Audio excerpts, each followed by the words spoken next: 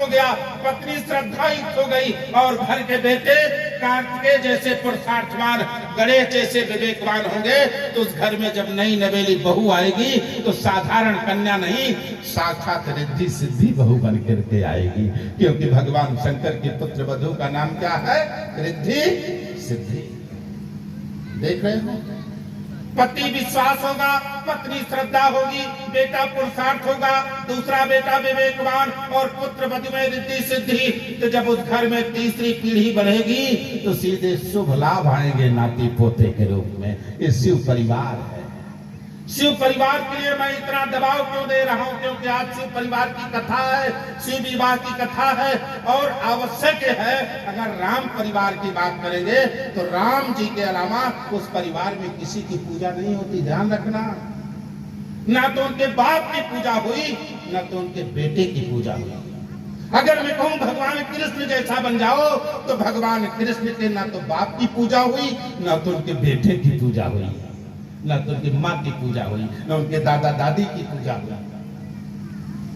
भगवान शंकर ही एक ऐसे देवता हैं संसार में जो स्वयं पूजे जाते हैं।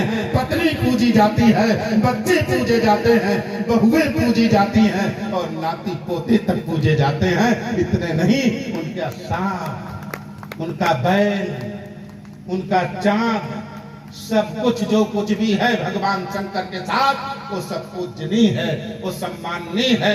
33 कोटि देवताओं में भगवान शंकर का छोटा बेटा प्रथम पूज्य है। गणेश की पहली पूजा और सारे नाथों के शंकर भगवान विश्वनाथ हैं। सारे देवता के भगवान शंकर महादेव हैं। यानी छोटा बेटा राष्ट्र का अध्यक्ष और स्वयं पूरे विश्व के अध्यक्ष बने बैठे हैं बाबा विश्वनाथ। ऐसा परिवार हमारा हो जाएगा, समाज में सम्मानीय होता रहेगा, पूजनीय होता रहेगा। ये कथा अपने जीवन में उतरे और आप सारे लोग अपनी ऊर्जा के साथ, आपका सहयोग जो है वो तो है, लेकिन नाथ हैं, रिश्तेदार हैं, बंधु हैं, बांधव हैं, उनको फोन करके बताओ। हमारे गांव में ऐसे एक सनातनी वैदिक गुरुकुलम की स्थापना हमारे गांव का ही बालक इतना बड़ा परिकल्पना कर बैठा है। हम सभी लोग उसमें लग करके और इस सपने को साकार करें। मैं आपको निश्चित विश्वास दिलाता हूं, जिस दिन सनातनी वैदिक गुरुकुलम खुलेगा तो केवल एक गुरुकुलम, एक संस्कारशाला और पाठशाला ही नहीं होगी, एक ऐसा विकास का केंद्र बनेगा जहां से बहुत सारे मार्ग अपने आप उत्पन्न होंगे। इन्हीं मंगल कामनाओं के साथ आप सभी का आवाहन करते हुए आप सभी का मंगल कल्याण।